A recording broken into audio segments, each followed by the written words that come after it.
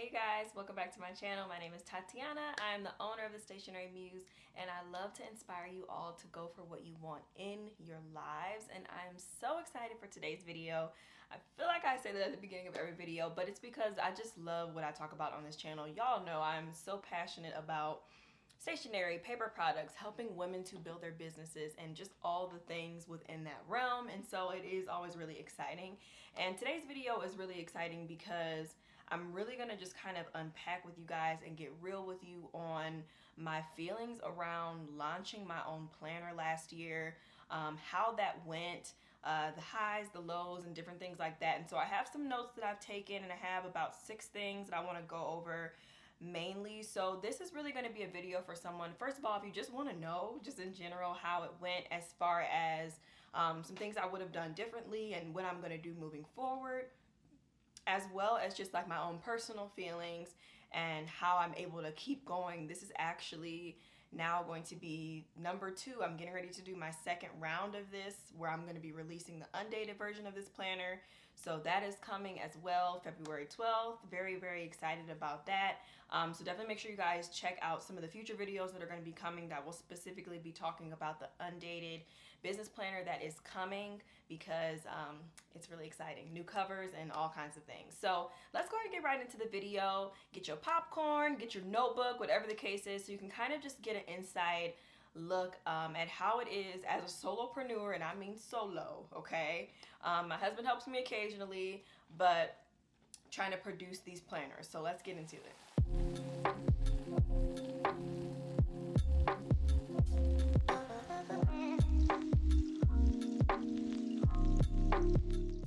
Okay, so I'm on some super chill stuff today, y'all. We got Bun Girl in the mix.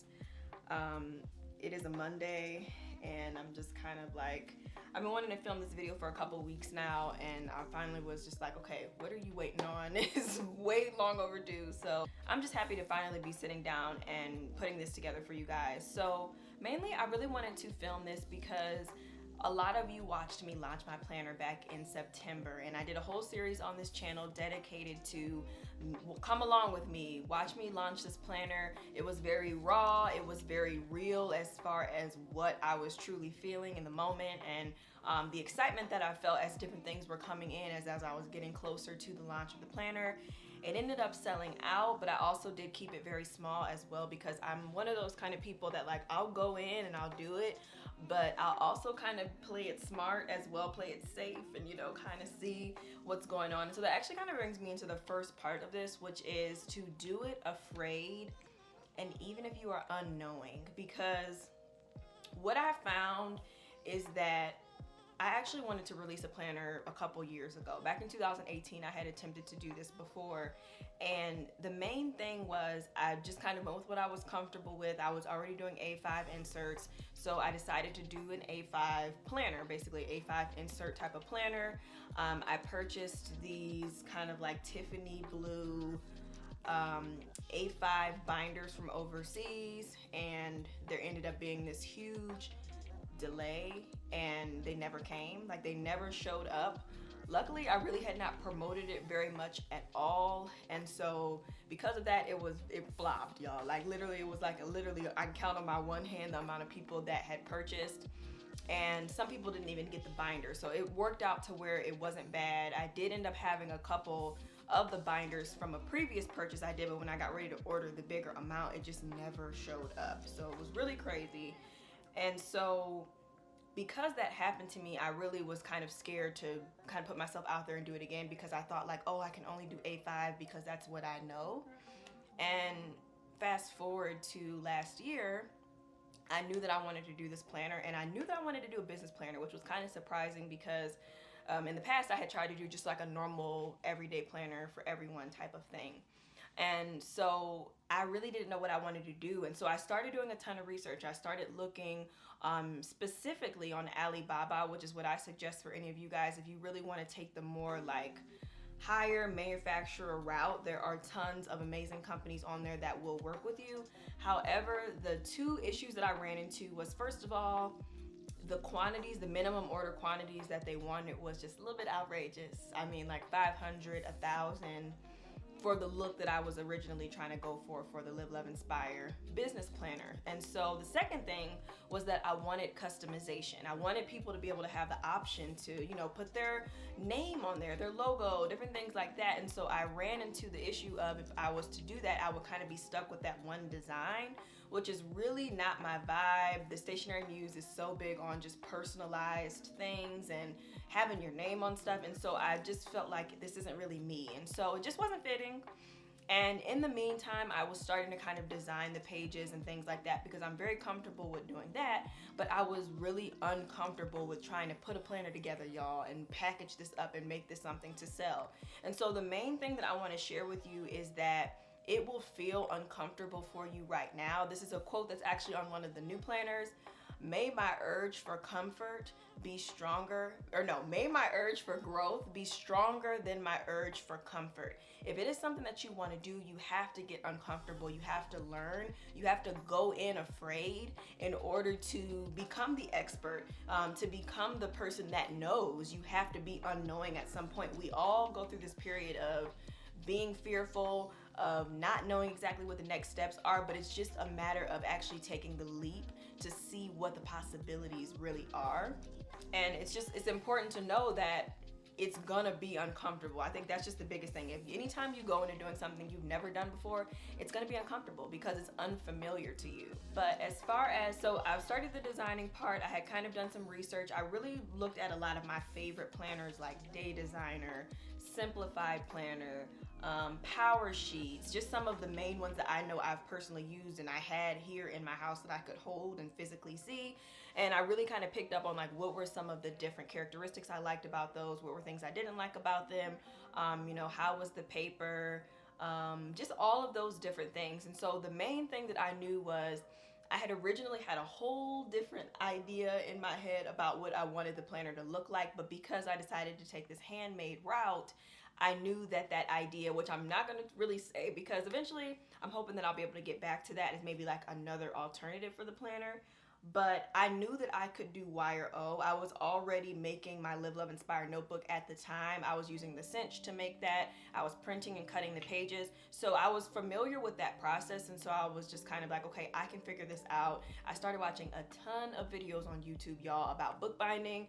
And I never really found one that just was exactly what I was looking for. But I found enough videos to where I was able to piece together the process and finally create that first one that really solidified like, okay, I can do this. I had to kind of get some things together to make it work, but I felt like I could really do it. And so that really gets me into the next thing, is to make it easier on yourself. This is another thing that I really learned. So I'm always big on cutting the middleman out, y'all. I've said it before, but at the same time, the middleman is there for a reason. They are there to make your life easier whenever possible. And when it comes to just the handmade world in general, especially if you're planning to do things in larger numbers, which is eventually what my goal is to get to with this planner, it's important to me to be able to produce quality as well. And so I knew that I wanted to eliminate anything where there was room for error on my part as much as possible. So I decided to outsource the printing and the cutting of the pages because I wanted the pages to be perfect. I didn't want it to be crooked. I didn't want it to be, you know, anything that might happen. Like when I'm doing my A5 inserts and stuff, you know, it's kind of here or there, but this is like a whole planner. I wanted it to be really nice and perfect. And I have the big cutter, but it's just, there's a lot of room for error there. So, you know, like I might print a cup, or, you know, we might get a couple cutting them and then maybe like that last one is a little bit off just because we're human, right?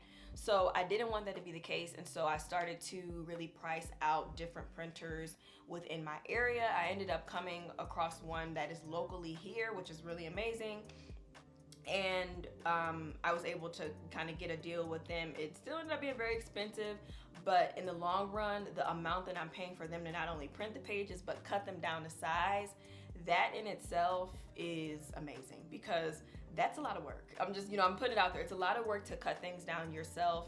I've done it for years now, and so it just feels so good to have somebody to be doing that for me. And when it's time, when somebody orders a planner, I can literally grab the stack of paper already cut and ready to go and start punching it, which is a godsend. So that's the first thing. And then the other thing I ended up outsourcing was the actual book board that I use for the hard covers, because again, I didn't want to leave any room for error. Kind of the same thing. The cutter that I have, it's one of those cutters that it's not electric, you know, so you are controlling it.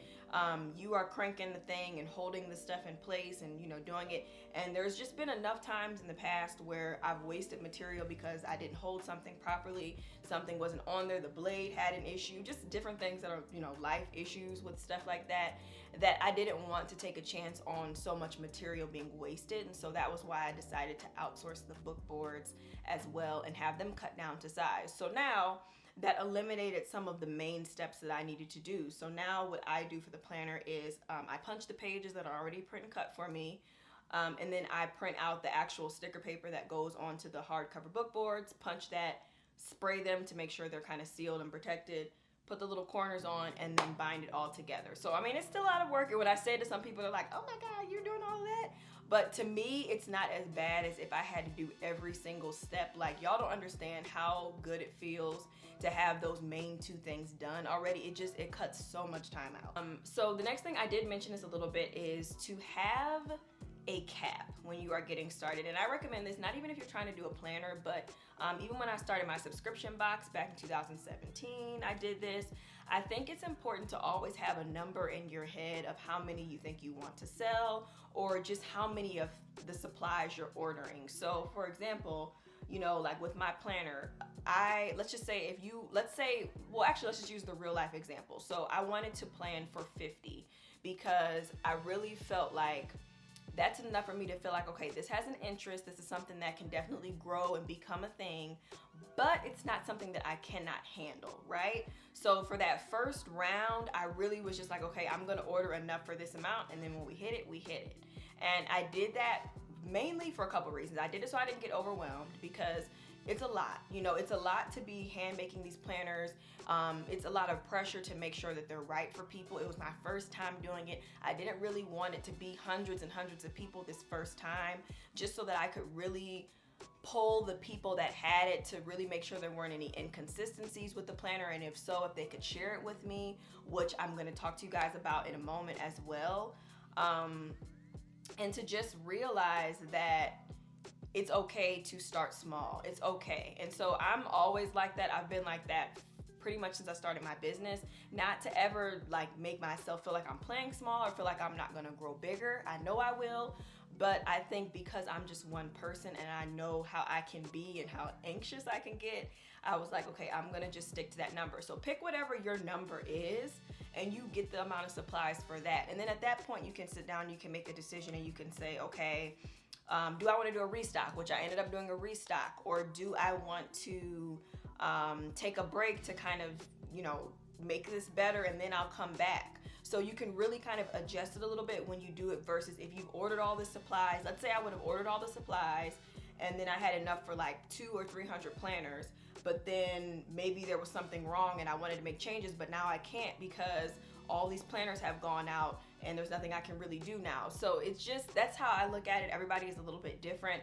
And of course, the more you order of things, typically the less it'll be for you. But as a small business owner, sometimes I've learned that it's okay to pay the little bit of extra just to have that peace of mind that, you know, if anything does happen to happen, you know, I can always make changes. So another thing was when I got my planner out to everybody, the first group of the planners, I worked so hard, y'all. First of all, I worked so hard. I did a ton of research. I ordered all of my materials. I was ready to go. I had everything, and it sold out like I mentioned. But after that first round went out, I had got a couple of messages about my coil on the planner. And so I was a little bit concerned because I was like, okay, you know, maybe this could just be 1 or 2 people, you know, whatever the case is. I had tested all of them out as I was making them to make sure that they opened and closed and all of that stuff. But what ended up being the issue was I was putting the coil on the wrong way. I flipped it and put it on backwards. I didn't know that I was doing this because I'm not an expert by any means. And so the way that I was loading the pages on was actually causing it and it didn't happen with all of them. It ended up just being a handful, but some of the pages were kind of coming out of the back, which you could easily like push it back in, but still it's annoying. And so I told all of my customers that had purchased from that first round, I was like, hey, I'm gonna just keep it real. Y'all know how I am. You know, this happened with this. I'm really glad for the feedback. Thank you. I will be more than happy to replace your coil if you have this issue, because I'm learning, you know, because I'm learning. I'm learning that mistakes happen. And as much as you know, it hurt to receive that honest feedback, at the same time, I'm grateful for it because it makes me stronger and it made me know how to fix the issue. So then when I saw that that was going on, I was like, okay, there's obviously a quick fix for this, something that I maybe didn't catch when I was watching tutorials or when I was using it myself, because I used the planner for like a couple months at this point. I had been using it, it was fine. And so I did figure out that I was putting the coil on flipped, which it still worked the way I was doing it, but I had no idea. Again, like, you kind of have to go into things afraid and unknowing. And for me, I'm always okay with making a mistake. I'm okay with owning up to it. I've always been that way. It's not always easy to do that, but it's just the reality. And so what lovely thing that happened was I was able to fix it. And so then when the next round of planners went out, none of those had that issue because it was fixed. So it's just those kind of things happen. But it did not stop me. Of course, was I upset for a little bit? I cried. I did everything because you know, this is something so dear. This is so near and dear to my heart, and it's something that I truly care about. But I'm sharing it with you guys and giving you the honest truth that sometimes with these handmade things, it's not perfect, right? And so even with me eliminating the room for error of different things, there still can always be something that can go wrong. So you really have to not only physically prepare for that, which is going to be another one of my suggestions as well, is to order extras of things. So like, plan for mistakes, plan for stuff to go wrong so that you have extra, so that you're not stuck with like just, oh, I only ordered 5 of these. What am I going to do now? You know, always get a couple extras if you can, because things are going to happen. Even with me doing the covers, things happen. I got a toddler in here. Sometimes she gets into something even though I try my freaking best to make sure stuff is together. Like, all kinds of things go wrong. So it's good to plan for that. And I don't even remember what I was saying, but in short, things happen. We are all human. I'm not hard on myself about it. It happens. I've moved on. I've been able to fix it, and now especially will not be an issue for the undated one and beyond. But I wanted to share that with you guys to really give you a real life example of how these things can take place. And so the last piece of this that I wanted to share is that you will improve over time. I know that I've improved over time, and this is still not even the first year. I'm only really within the first 6 months of this, honestly, of really learning how to launch a planner, make it by hand, and eventually I have plans of this year of getting a team, getting some help. I'm excited to start doing that, because then I'll be able to produce more planners and I'll be able to really perfect the way that this is done. And so this is kind of my time to really nurture it and get it as good as it can possibly be. And just to know that you're not perfect. I mean, I guess that's like the main thing that I want to stress through all of this, is that when you are doing something handmade, it's just hard to expect perfection from yourself. And so that's why I do suggest to try to, you know, do things that can help you to make it look better, to be better, because at the end of the day, people are still paying their money regardless of if it's handmade or not. So you always want to give quality. You always want to do that. And that is a very strong value of mine, is to make sure that I'm always giving quality to my customers. But on the flip side, I give myself grace as well. And so even though I really wanted to like hang everything up and stop the planner, and I had a moment like that, you know, I had called my mom, I called my husband, because I really was like wanting to give up. I'm like, I went through all of this, and you know, this happened, and I just was like, you know what?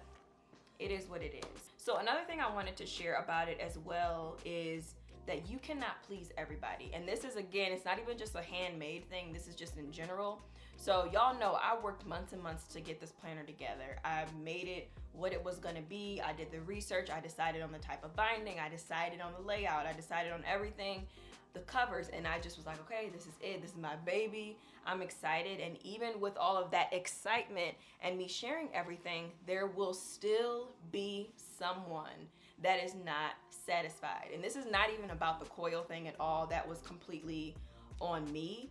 But just people will request things of you that you're not quite ready for, or that you had no intention of doing. And so I was getting requests to have the planner in like different versions available. And this was even the same when I did my Live, Love, Inspire notebook. People were like, oh, are you gonna offer it in this version, in this version? And I was like, okay, well, I just launched it like this. So I think I'm gonna just kind of stick to what I know for right now. And then, you know, if the demand is there, then yeah, of course I'll come out with a different option. But for right now, this is how it's gonna be.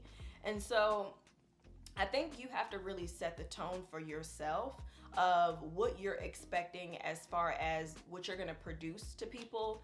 I knew that when I released this planner, when I envisioned it, I wanted it to be one packaged thing, and I knew that that's how I wanted it to be. Now, the second time around, I have an A5 version that is going to be available as well, but I wasn't ready to do that just then. And so you have to just keep in mind that no matter what, it doesn't mean people don't like you.